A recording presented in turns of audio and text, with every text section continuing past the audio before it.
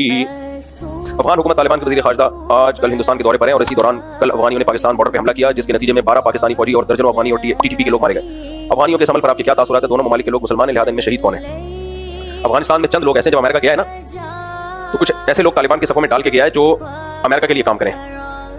मुफ्ती इब्राहिम साहब तो बहुत पहले से ये बात कह रहे थे कि तालिबान के सफ़ों में ऐसे लोग घुस चुके हैं जो अमेरिका के एजेंडे पे काम कर रहे हैं और उनको अमेरिका ठीक ठाक पैसा दे रहा है। हम जब पाकिस्तान के फेवर की बात करते हैं तो लोग कहते हैं डॉलर मुफ्ती, डॉलर हम नहीं है भाई।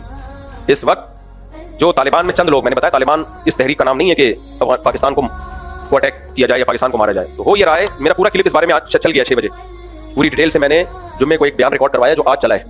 परसों रिकॉर्ड करवाया था, चल गया कि नहीं चल गया किसी को पता है? नहीं चला तो कल चल जाएगा। उसमें पूरी डिटेल मुल्ला उमर के से लेके मैंने भी पूरा हिस्ट्री बयान की है। मुफ्ती अब्दुल रहीम साहब के 2 भाई इस लड़ाई में शहीद हुए हैं। जब अगर उन्होंने जहाज से यूटर्न लिया होता ना, पहले एक भाई शहीद हुआ, उसकी जनाजा हमने खुद पढ़ा है, फिर दूसरे को भेजा, वो भी शहीद हुआ, फिर बाकियों को भेजा, वो नहीं हुए शहीद, बाकी 2 शहीद हो गए। इसलिए मुफ्ती अब्दुल रहीम साहब जितने इस मामले में अफगानिस्तान के साथ और अफगान तालिबान के साथ मुखलिस है, लेकिन मुफ्ती अब्दुल रहीम साहब की शुरू से ये दावत थी कि अफगानिस्तान की सरजमीन किसी दूसरे मुल्क के खिलाफ इस्तेमाल नहीं होनी चाहिए, ना अमेरिका के खिलाफ ना किसी और मुल्क के खिलाफ, क्योंकि इससे क्या होगा, वो दूसरे मुल्क फिर अटैक करेंगे, फिर आप जंग में आ जाओगे तो सुकून से कब बैठोगे आप?